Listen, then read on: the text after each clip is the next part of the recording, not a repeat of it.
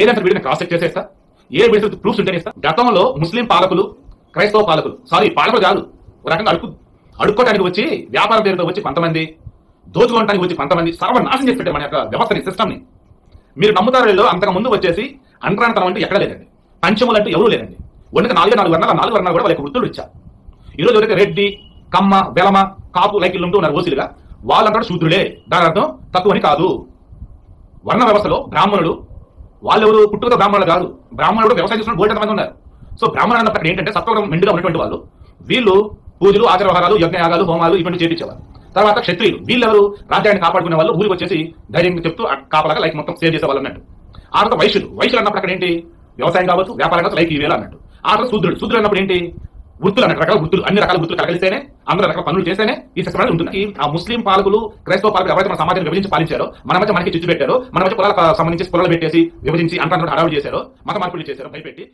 ఈ మధ్యకాలంలో ప్రతి విషయాన్ని కూడా క్రైస్తవులకు ముడిపెట్టి చెప్పడం, క్రైస్తవుల మీద విషం చిమ్మే దుష్ప్రచారం చేయటం అనేది పరిపాటి అయిపోయింది. కానీ ఇందులో విచారకరమైన విషయం ఏంటంటే, బాధ్యతాయుతమైనటువంటి జర్నలిస్టు వృత్తిలో ఉండి కూడా నిజానిజాలు ఏంటి అన్న సంగతి పూర్తిగా తెలిసి కూడా క్రైస్తవుల మీద విపరీతంగా విషం చిమ్మటానికి, ఏ విషయాన్నైనా దానికి అనుకూలంగా మలుచుకోవడం అనేది చాలా విషాదకరమైనటువంటి విషయం. ఇప్పుడు ఈ జర్నలిస్ట్ అనేటువంటి శివప్రసాద్ ఒక వీడియో పెట్టాడు. జగన్మోహన్ రెడ్డి గారు డిక్లరేషన్ ఇవ్వట్లేదు, తప్పించుకుంటున్నాడు, ఎందుకంటే అతను బైబిల్ చదువుతున్నాడు, అతను క్రైస్తవుడు అన్న విషయాన్ని చెప్పడానికి పూర్తి క్రైస్తవ్యం మీద విషం చిమ్మి దుష్ప్రచారంగా మలచటానికి ఈ అంశాన్ని ఎంచుకున్నాడు. ఇప్పుడు జగన్మోహన్ రెడ్డి గారి మీద మీకు వ్యక్తిగతంగా, పార్టీ పరంగా లేదా సిద్ధాంతపరంగా ఏదైనా విభేదాలు ఉంటే మీరు ఖచ్చితంగా దాన్ని వ్యతిరేకించండి, దాని మీద మీ ఇష్టం వచ్చినట్టు మాట్లాడుకోండి. కానీ దాన్ని తీసుకొచ్చి క్రైస్తవుల మీద ముడిపెట్టి క్రైస్తవులు ఏదో భారతదేశానికి అన్యాయం చేశారన్నట్టుగా మాట్లాడడం చాలా తప్పు కదా. ఇప్పుడు ఈ వీడియోలో మీరు ఎంత స్పష్టంగా మాట్లాడారో, క్రైస్తవ పాలకులు భారతదేశాన్ని దోచుకోవడానికి వచ్చి కుల ప్రాతిపదికన భారతదేశాన్ని విడగొట్టి పుల్లలు పెట్టి భారతదేశాన్ని దోచుకున్నారు అని చెప్పేసి. ఇప్పుడు వచ్చింది బ్రిటిష్ వాళ్ళ క్రైస్తవుల? ఇప్పుడు వచ్చింది బ్రిటిష్ వాళ్ళ లేకపోతే క్రైస్తవుల? బ్రిటిష్లో క్రైస్తవులు ఉన్నారా లేకపోతే బ్రిటిష్ మొత్తం క్రైస్తవ్యమేనా? తెలుసు కదా మీకు. ఏ ప్రాతిపదికన మీరు క్రాస్ చెక్ చేసుకుంటాను, నేను ప్రూఫ్స్ అన్నీ పెట్టుకొని నేను మాట్లాడతాను లేకపోతే మాట్లాడనన్నారు కదా. ఏ ప్రూఫ్ తోటి మాట్లాడారు? వచ్చిన భారతదేశానికి దోచుకోవడానికి వచ్చిన, భారతదేశం మీద పెత్తనం చెలాయించడానికి వచ్చిన ప్రతి బ్రిటిష్ వాడు క్రైస్తవుడు. క్రైస్తవ మత వ్యాప్తి కోసం వాళ్ళు ఇక్కడికి వచ్చారు, భారతదేశాన్ని క్రైస్తవ రాజ్యంగా చేయడానికి వాళ్ళు ఇక్కడికి వచ్చారు. ఏ ప్రూఫ్ తోటి మాట్లాడారు? ఏ ప్రూఫ్స్ లేకుండా ఎందుకని మీరు ఇట్లా అసత్యాన్ని ప్రచారం చేశారు? బ్రిటిష్ వాళ్ళలో క్రైస్తవులు ఉన్నారు అనడం సహజమే, కానీ బ్రిటిష్ వాళ్ళు మొత్తం క్రైస్తవులు అని అనడం మాత్రం అసహజం. ఇప్పుడు బ్రిటిష్ వాళ్ళు వచ్చి ఏం చేశారన్న సంగతి చరిత్ర ఉంది. ఇప్పుడు మీరేదో చెప్పినంత మాత్రాన, మసిపూసి మారేడిగా చేసినంత మాత్రాన అది నిజమైపోదు కదా. మరి ఒకవేళ నిజంగా బ్రిటిష్ వాళ్ళంతా క్రైస్తవులు అయినట్టయితే, కుల ప్రాతిపదికన భారతదేశాన్ని విడగొట్టి క్రైస్తవ్యాన్ని ఇక్కడ వ్యాప్తి చేయడానికి వచ్చినట్టయితే, మరి వాళ్ళు ఒక రూల్ పాస్ చేయాలి కదా.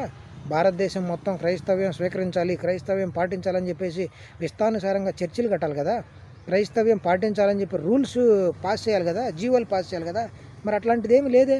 మీరు చేసిన ఇంకొక తప్పుడు అలిగేషన్ ఏంటంటే, భారతదేశంలో బ్రిటిష్ వాళ్ళు అంటే క్రైస్తవులు, మీ ఉద్దేశంలో బ్రిటిష్ వాళ్ళందరూ క్రైస్తవులు అని చెప్పి తప్పుడు సూత్రీకరణ మీరు చెప్పారు. భారతదేశానికి క్రైస్తవులు రాకముందు అంటరానితనం లేదన్నారు. అంటే భారతదేశంలోకి క్రైస్తవ్యం వచ్చిన తర్వాత అంటరానితనం వచ్చిందని చెప్పి మీరు చెప్పదలుచుకుంటున్నారా? మరి మీరు జర్నలిస్ట్ వృత్తిలో ఉన్నారు కదా, మీకు అన్నీ తెలుసు కదా. మరి అంబేద్కర్కి సంబంధించిన వాల్యూమ్స్ అన్నీ 12 వాల్యూమ్స్ మీరు నిజంగా చదివే ఉంటారని నేను అనుకుంటున్నాను. మరి మీరు అది నిజంగా చదివే ఉన్నట్టయితే వాల్యూమ్ నెంబర్ 1లో ఏముందో మీరు ఖచ్చితంగా చదివే ఉంటారుగా. వాల్యూమ్ నెంబర్ 1లో కుల ప్రస్తావన ఉందో మీరు చదివే ఉంటారుగా. మరి అంబేద్కర్ ముందు మాట రాసేటప్పుడు కుల ప్రస్తావన గురించి క్లుప్తంగా వివరించే క్రమంలో ఆయన చాలా స్పష్టంగా ఏం మాట్లాడాడు? భారతదేశంలో కులాలు నిలబడి ఉండడానికి ఇప్పటికీ కారణం శాస్త్రాల మీద ఉన్న విశ్వాసమే. ఎటువంటి శాస్త్రం? ఆయన ఏ శాస్త్రాన్ని తగలబెట్టాడు? తెలుసు కదా మీకు. ఎలాంటి వివక్షకు గురి చేసింది ఆ శాస్త్రం అన్న సంగతి మీకు తెలుసు కదా. మరి శాస్త్రాల మీద ఉన్న విశ్వాసమే కులాలు నిరంతరం నిలవడానికి గల కారణం, దాని మీద ఉన్న మూఢభక్తే కారణం అని చెప్పి అంబేద్కర్ గారు నొక్కి ఒక్కాడించి వాల్యూమ్ నెంబర్ 1లో రాస్తే, మరి ఇది మీరేంటి క్రైస్తవులు కులాన్ని తీసుకొచ్చారో, కులపు చిచ్చు పెట్టారో, పుల్లలు పెట్టారో, విడగొట్టారని చెప్పి మాట్లాడుతున్నారు. ఇది క్రైస్తవుల మీద వేసేటువంటి నింద కాదా? దేశంలో కుల ప్రస్తావన పోవాలంటే శాస్త్రాలు మనుషుల మేధస్సులో నింపిన విష భావాలను తొలగించాలి, వాటిని పూర్తిగా కడగాలి అని చెప్పి అంబేద్కర్ గారు దాంట్లో మాట్లాడతారు. మరి ఇలాంటివి చదివినప్పుడు మీకు ఎట్లా అనిపిస్తుంది? ఏ శాస్త్రాలు భారతదేశంలో కులాన్ని ప్రతిపాదించినయి?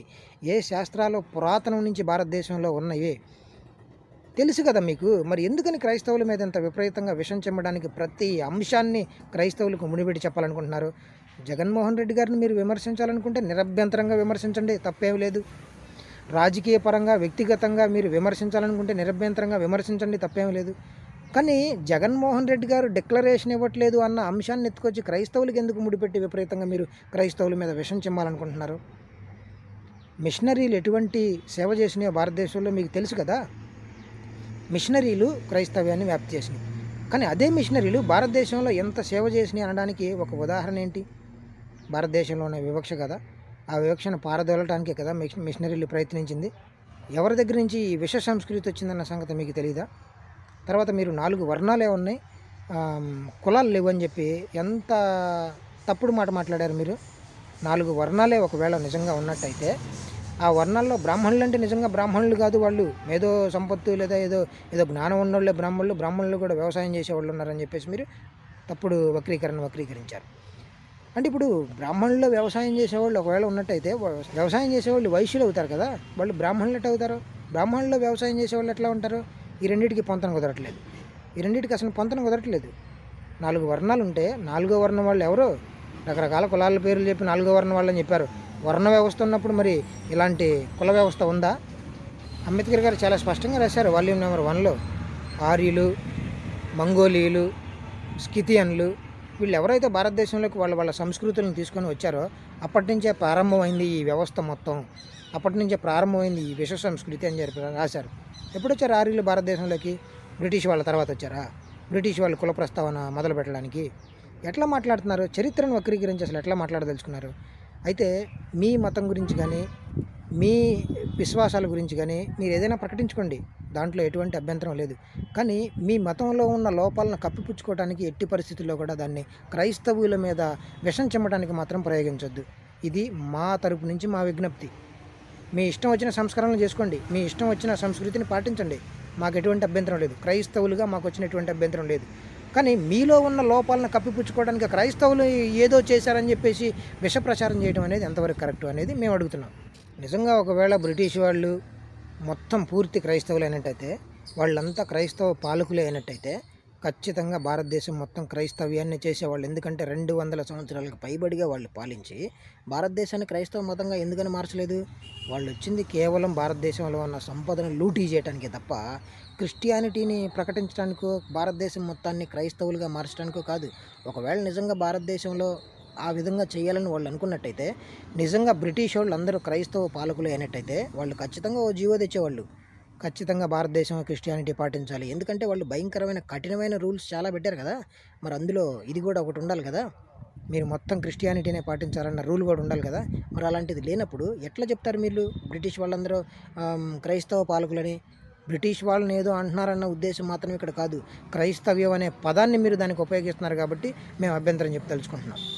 4 వర్ణాల గురించి మీరు మాట్లాడింది చాలా తప్పుడు వక్రీకరణ. 4 వర్ణాల గురించి కూడా మీరు సరైన వివరణ ఇవ్వలేదు. మీ శాస్త్రంలో వర్ణాల గురించి ఏ శాస్త్రంలో అయితే ఉందో, ఏ శాస్త్రాన్ని అయితే బిఆర్ అంబేద్కర్ తగలబెట్టాడో, భయంకరమైన కుల వివక్షతకి, జాతి వివక్షతకి, అంటరానితనాన్ని ప్రోత్సహిస్తుందని చెప్పేసి ఆ శాస్త్రాన్ని అయితే తగలబెట్టాడో, ఆ శాస్త్రాన్ని మీరు సమర్థించుకోవడానికి 4 వర్ణాలను తీసుకొచ్చి అందులో కూడా ఒక తప్పుడు వక్రీకరించి ఇదంతా క్రైస్తవ్యమే కారణం అని చెప్పి క్రైస్తవ్యాన్ని బూచిగా చూపించి మీరు ఏదో సాధించాలనుకుంటున్నారు. ఒక బాధ్యతాయుతమైనటువంటి జర్నలిస్టు వృత్తిలో ఉన్న మీకు ఇది తగదు. భారతదేశంలోకి క్రైస్తవులు పాలకులు రాకముందు అంటరానితనం అనేది లేదు అనే చెప్పి కూడా మీరు చాలా తప్పుగా మాట్లాడారు.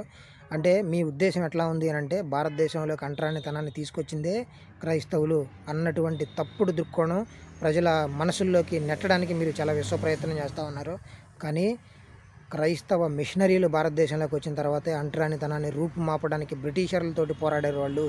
అనేక మంది క్రైస్తవ మిషనరీలు బ్రిటిషర్లతోటి పోరాడారు, చాలా చట్టాలు తీసుకొచ్చారు. బాల్య వివాహం కానీ, సతీ సహగమనం కానీ, కుర్చీ కోసం పోరాటం జరిగింది. అంటే ఒక తక్కువ జాతివాడు, నిమ్న జాతివాడు కుర్చీలో కూర్చోడానికి కూడా అర్హత లేదు.